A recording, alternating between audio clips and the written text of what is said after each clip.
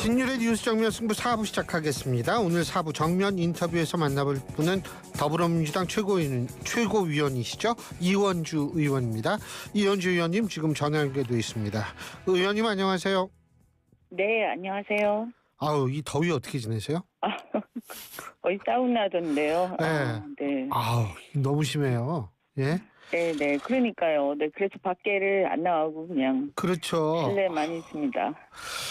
자, 이현주 의원님 우리 청취자 여러분 잘 아시겠지만 법률가 네. 출신에다가 또 대기업의 이 임원 출신이시니까 오늘 여쭤볼 게 좀 많습니다. 우선 법률가 출신으로서 여쭤볼 부분. 윤석열 전 대통령 2시 22분부터 이제 영장 실시 심사가 시작이 됐다고 하는데 결과 어떻게 예상하십니까? 이제 결과는 저는 구속이 불가피하다 이렇게 생각을 합니다. 보면 이제 어쨌든 원래 사실은 석방된 이전에 석방되었던 것들도 예. 사실 구속영장의 체포영장의 그 날짜 계산 이런 것 때문이었지 사실은 도주 우려나 어떤 여러 가지의 어떤 혐의가 위중하지 않다 이런 건 아니었거든요. 예. 근데 그 이후에도 보면 이미 이제 경호처를 동원해서 체포를 방해한다든지 또 최근에 이제 드러난 것들 특검 수사 결과로 조금 드러난 게 예. 대통령실이 이제 비우면서 문서 자료를 다 파기한 거에 대한 거라든가 비합본 삭제에 대한 증거인멸 이런 정황들이 드러나고 있지 않습니까? 예. 그래서 이런 부분들은 사실 증거인멸 또 범인 도피 교사 이런 거는 사실은 구속의 사유로 충분하다. 그리고 또 이후에도 보면 사후에 이제 내란 사후에 이 개헌 문건을 허위로 작성을 한 정황들이 있는데요. 이게 이제 사흘 뒤에 폐기를 이제 하죠. 그래서 이런 것들도 지금 이 수사를 하는 데 있어서 굉장히 중요한 여러 가지 정황들이 있는데 이걸 위해서는 구속이 불가피하다라고 생각합니다.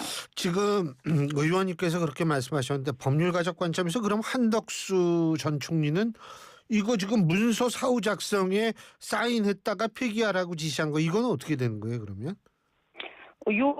그 행위 자체는 이제 허위 공문서 작성 행사죄하고 예. 대통령 기록물법 위반과 공연서를 손상죄에 해당이 될 수 있거든요.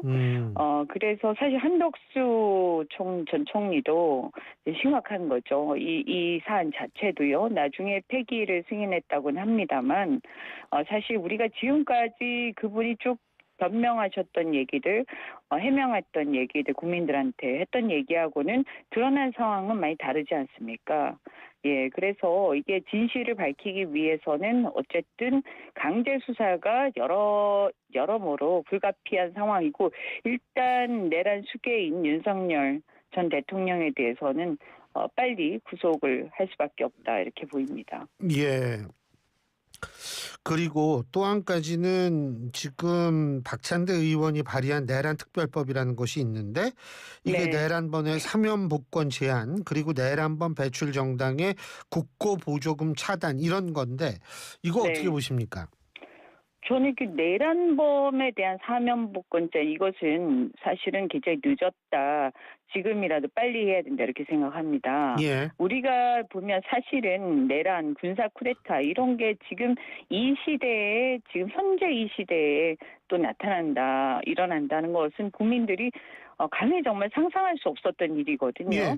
그런데 이 일이 어떻게 지금 일어날 수가 있었느냐라는 걸 생각을 한번 짚어보면 예. 과거에 우리가 군사 쿠데타 특히 이제 전두환 시대에 이런 것들이 있었는데 그 당시에 통합도 좋지만 사실 그냥 거의 사형을 선고를 받고 복역을 하다가 금방 얼마 되지 않아서 바로 사면복권되고 하는 이런 것들이 결국에는 결국 많은 사람들로 하여금 이 예. 내란이나 쿠데타가 해도 나중에 또 정치적으로 사면될 수 있다. 예. 이런 생각을 심어준 거 아니냐. 이것을 그래서 결국에는 그 수많은 군인들이 어떻게 보면 윗선에서 보면 동조한 사람들이 있었는데 그 사람들이 감히 그렇게 동조를 할 수 있게 된 데는 그런 게 결국 영향을 미쳤다고 생각합니다. 그래서 내란에 대해서 절대 이것은 사면복권은 있을 수 없다라는 것은 저는 당연하다고 생각하고요. 물론 저는 개인적으로는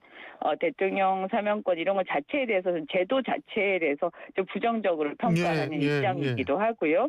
그리고 이제 보면 이 정당에 대해서 국고보증 지급 중단 이렇게 나와 있는데 사실 이것은 내란범을 배출한 정당이 그 상황에 대해서 사실 동조를 했다라는 것은 사실 위헌정당을 우리가 생각할 수밖에 없습니다. 그래서 물론 위헌정당 해산 심판 이런 것도 있습니다만 우선 그런 경우는 뭐 아주 최악의 경우에 말씀드리는 거기 때문에 일단은 뭐냐 하면 배출한 정당에 국고보조금이 지급되는 게 이게 맞느냐 국민들의 혈세로 네, 이런 일은 다시는 일어나서는 안 되기 때문에 결국 내란 종식에 역행하는 모든 일들에 대해서는 단호하게 해야 된다고 생각을 합니다. 맞습니다.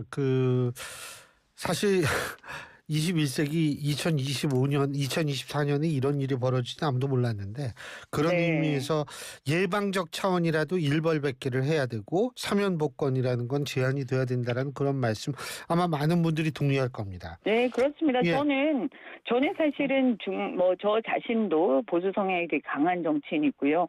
그래서 우리가 사실은 어떤 진영을 넘어서서 통합도 해야 되고 또 정책적으로도 그렇고 인사상으로도 그렇고 많은 어떤 진영을 달리하는 사람들과 함께 가야 한다라고 생각합니다. 그리고 그분들의 어떤 정책적인 차이나 이런 것들을 우리가 잘 듣고 또 타협해서 대안도 만들고 해야 되지만 그러나 이게 명백한 굉장히 심각한 이런 내란과 같은 이런 범죄가 일어났는데 그리고 만약에 그것이 성공했으면 지금 대한민국 어떻게 됐겠습니까? 또 경제는 얼마나 큰 타격을 받았습니까? 우리가 알게 모르게 우리의 모든 경제 활동에 지금 큰 타격을 준 거란 말이에요. 그래서 이 문제는요. 저는 절대로 이것은 적어도 내란 범죄에 연루된 사람들에 대해서는 그것은 특히 직접적으로 그리고 그것을 시작하고 모의하고 한 사람들에 대해서는 일벌백계 해야 된다고 생각합니다. 예. 그리고 윤상현 의원 사무실 압수수색은 어떻게 보세요? 요거는 사실은 김건희 특검에서 아마 한 걸 겁니다. 그죠? 요거 어떻게 보세요? 네, 그런 것으로 알고 있는데요. 사실 만약에 당초에 사건의 발생과 인지 시점에서 그 당시에 검찰과 경찰이 원칙대로 수사를 했다면 특검도 필요가 없었을 겁니다. 그런데 사실은 이게 특검까지 오게 된 것은 국민들께서 아마 이렇게 돌이켜 보시면 기억이 좀 나시겠지만 부실 수사 그리고 봐주기 또 제 식구 감싸기 이런 식으로 검찰이 증거를 확보하고도 수사 기소를 안 하면서 법과 원칙을 무시했기 때문에 특검이 결국은 필요했고 그리고 또 이렇게 계속해서 거부권 그러니까 당사자 또는 당사자의 그 가족에 대한 사건인데도 불구하고 이거 회피하지 않고 이해 충돌 우려가 있는데도 거부권을 행사하면서 그것이 지연됐단 말이죠. 그래서 이제 와서 겨우 특검이 통과된 것이라서 사실 이 특검의 지금이라도 이제 3특검이 이제 통과돼서 활동을 시작했는데요. 이 3특검과 이것을 포함한 또 여타 수사기관들이 제 역할을 다하고 또 사법부가 법과 원칙을 제대로 따른다면 그렇다면 추가 특검은 당연히 필요가 없을 겁니다.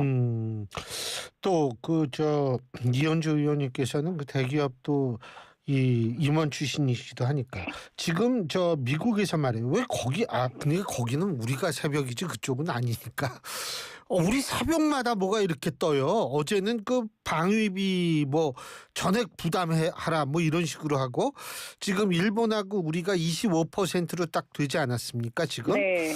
어떻게 보십니까? 이거 협상하면 좀 깎아줄까요? 어떻게 보세요? 원래 7월 8일까지가 시한이었는데요. 8월 초에 이제 이것을 시행한다 하고 서한을 보낸 겁니다. 그래서 이것은 이제 엄밀히 말하면 사실은 8월 초까지 그러니까 7월 말까지 협상의 시한이 마지막으로 유예됐다 이렇게 해석할 수 있는 거고요. 그것은 이제 시한이 조금 더 여유가 있는 건 아니지만 어쨌든 며칠이라도 더 연기가 된 것은 그나마 다행이라고 또 평가할 수 있는 부분입니다. 다만 예. 여기서 방위비를 얘기한 것은 이제 트럼프 대통령은 계속해서 지금 우리뿐만이 아니라 EU에 대해서도 그렇고 자국의 방위비는 자국이 분담해라. 이 어떤 기조를 계속 유지하고 있거든요. 그래서 사실은 우리 입장에서는 이미 방위비 협상 다 끝나 있는 상황입니다만 트럼프 정부는 어쨌든 이 관세 협상을 비관세 장벽 철폐라든가 방위비 인상하고 함께 엮어서 같은 사안으로 엮어서 지금 주장을 하고 예. 트럼프 패키지 딜을 강조를 해오고 있기 때문에 이 부분에 있어서는 뭐 엄밀히 말하면 같이 얽혀 있다라고 예. 볼 수밖에 없는 게 현실입니다. 그래서 어쨌든 저희 입장에서는 그럼에도 불구하고 사실 지금 말미를 조금 더 구워진 상황이기 때문에 예. 여기에서 뭔가 진전된 또 어떤 안들 우리도 제시할 필요가 있고 그다음에 미국 쪽에서도 또 우리한테 도움이 될 수 있는 여러 가지가 또 미국이 갖고 있는 부분들이 있습니다. 예를 들어서 조선 같은 경우에는 사실은 우리가 많은 것들을 또 경제적 이익을 얻을 예. 수가 있고 또 에너지 같은 경우 윈윈할 수 있고요. 또 AI도 제조 AI라든가 이런 것을 했을 때 미국의 제조업의 부활에 우리가 기여를 하면서 또한 우리는 AI에 대한 지원과 여러 가지 기술에 대한 도움을 얻을 수 있는 것이거든요. 예. 그래서 결국에는 제가 볼 때는 그렇게 보입니다. 지금 여한구 본부장과 위성락 안보실장께서 굉장히 고군분투하고 이제 아마 힘드실 텐데 피곤하시고 정권 초기에 지금 세팅이 제대로 안 돼 있던 시절부터 시작해가지고 지금 한 달 정도밖에 안 됐는데 벌써 몇 번을 왔다 갔다 하시지 않습니까? 예. 그래서 그분들을 도와서 또 국회나 저도 많은 지원 아끼지 말아야 한다는 생각이 들고요. 예. 결국에는 이런 어떤 한미 동맹, 우리가 미국하고의 한미 간의 동맹 관계를 어떻게 해서 아까 같은 그런 조선 제조업 또 에너지, AI 같은 이런 전략적 관계 또 전략적 산업 동맹으로 발전시켜 나갈 것인가. 예. 그리고 미국의 제조업 부활에 기여하면서도 우리의 제조 생태계가 생존하고 발전하는 이런 어떤 문제 해결의 열쇠를 찾을 수 있을 것인가. 여기에 우리가 지혜를 모아야 한다. 이렇게 생각됩니다. 그리고 요거는 좀 다른 얘기인데 이진숙 방통위원장 국무회의 들어오지 말라. 대통령실이 오늘 기자회견 해가지고 이렇게 얘기하지 않았습니까? 근데 네. 이현주 의원님께서도 최고위 회의에서 오늘 이진숙 위원장이 국무회의 방해하지 말고 즉각 사퇴하라 이런 말씀을 하신 걸로 알고 있는데 네. 근데 정작 이진숙 위원장은 사퇴 의사가 없다. 임기는 내년까지다. 지금 이렇게 나오는데 어떻게 보세요?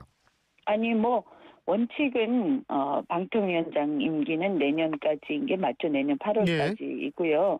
그래서 정권 여부와 상관없이 임기가 보장되는 게 사실 바람직합니다. 하지만 이진숙 위원장은요. 지금 보면 공정성, 독립성, 중립성이 요구되는 방통위 수장으로서의 자질을 갖추지 못하고 있고요. 그래서 최근에 그 감사원이 감사한 결과에 의해서도 공무원으로서 심각한 법률 및 규정 위반, 국가공무원법 위반이라든가 이런 것으로 인해서 처분을 받지 않았습니까? 물론 이제 좀 처분의 그 정도는 솜방망이다라는 비판은 받고는 있습니다만 그런 처분을 받고 있고요. 또 얼마 전에는 무슨 발언도 논란을 계속 일으키고 있기 때문에 굉장히 정치 편향적인 발언을 계속하고 계시고 국무회의라는 게 지금 아까도 미국하고의 이런 한미관계 얘기도 있었고 했지만 지금 국익이 달려있는 그런 아주 민감한 내용들이 얼마나 많습니까? 그런데 이 비공개 국무회의의 내용들을 밖에 나와서 언급하면서 어쨌든 이분이 막 정치적으로 공격을 하는 비판하는 듯한 그런 내용들의 발언을 하고 있단 말이죠. 그래서 이것은 그냥 이대로 만약에 본인이 열심히 자기의 본연의 업무를 열심히 하는데 누가 나가라고 하겠습니까? 그렇죠? 그런데 그 전에도 계속 위반하고 문제를 일으켰을 뿐만이 아니라 지금도 그렇게 하고 있기 때문에 저는 이것은 본인이 자초한 일이다라고 생각합니다. 그리고 우리 이현주 의원님이 외국인 부동산 투기 방지법 발의하셨다며요? 발의하실 네네. 준비하고 계신다고? 이제 법안은 마련을 했고요. 법안을 예. 초안을 만들어서 지금 이제 도당 의원들의 동의 이제 서명을 받고 있는 중입니다. 네네. 예. 그래서 이게 최근에 이제 우리가 그 대출 규제가 있지 않았습니까? 예. 갑자기 부동산 가격이 급등하면서 수도권에 이상현상이 일어나서 그렇게 금감위에서 그런 금융위에서 이런 조치가 있었는데요. 이게 사실 이제 그 전후로 해서 어떤 얘기들이 있었냐면 외국인들의 부동산 투기 증가 정황이 있다 이런 얘기들이 있었고 최근에 보면 2025년 상반기 그러니까 올해 이제 상반기죠. 올해 상반기에 보면 어쨌든 그 외국인의 어떤 부동산 그 소유라든가 또는 임대라든가 이런 게 굉장히 많이 늘어나고 있는 상황입니다. 그래서 여기에 대해서 그러면 이제 우리가 이렇게 보면 대출 규제를 했는데 막상 보니까 우리나라 국민들은 대출 규제를 받는데 외국인들 같은 경우에는 어떤 문제가 있냐면 대출 규제 다른 나라에서 대출 받은 것은 파악하기가 어렵습니다. 일단은요. 그다음에 예를 들어서 이분이 그러면 다주택자 대출 제한을 했다라고 했을 때 다주택자냐 아니냐를 파악하기가 어렵습니다. 그리고 대출을 이용할 때 6개월 내에 전입 의무 규정이 있는데 외국인들 해당이 안 돼요. 이런 이제 구멍들이 군데군데 있는 거예요. 그래서 결과적으로 보면 예. 우리의 이 목표는 집값을 갖다가 어느 정도 좀 안정화시키자라는 것인데 실제로 우리나라 국민들은 이렇게 규제를 강하게 받는 반면에 외국인들은 그 규제를 다 빠져나가면서 말하자면 어떤 혜택을 받는 결과가 예. 온다면 시장의 안정에도 기여를 못하고 우리나라 국민들이 역차별을 받는 게 되는 거죠. 그래서 이걸 상호주의 원칙으로 해야 한다. 일단 그 나라 예를 들어서 거꾸로 얘기해서 중국 같은 경우에 만약에 예. 중국이다 또는 베트남이다 뭐 미국이다 했을 때 그 나라에서 우리나라 국민들에게 그 나라 부동산에 대한 어떤 규제를 하고 있는가를 봐서 상호주의 원칙에 입각을 해야 되고요. 그다음에 내국인 우리나라 국민들이 결코 역차별받는 일이 있어서는 안 된다라는 이 두 가지 원칙에 따라서 예. 여러 가지 이제 규제들을 신설을 했습니다. 예. 잘 또한 알겠습니다. 이제 뭐 예. 거주 이제 의무라든가 예. 3년 거주 의무 예. 그다음에 이제 세금에 대해서도 좀 더 가중할 수 있도록 이런 것들도 넣었고요. 예. 그것은 뭐 잘 당연하다고 알겠습니다. 생각합니다. 우리나라에서 세금을 예. 내거나 하는 게 아니기 때문에요. 네. 예. 오늘 말씀 여기까지 듣겠습니다. 고맙습니다. 네, 고맙습니다. 예. 더불어민주당 최고위원이시죠? 이현주 의원이었습니다. 춤과 노래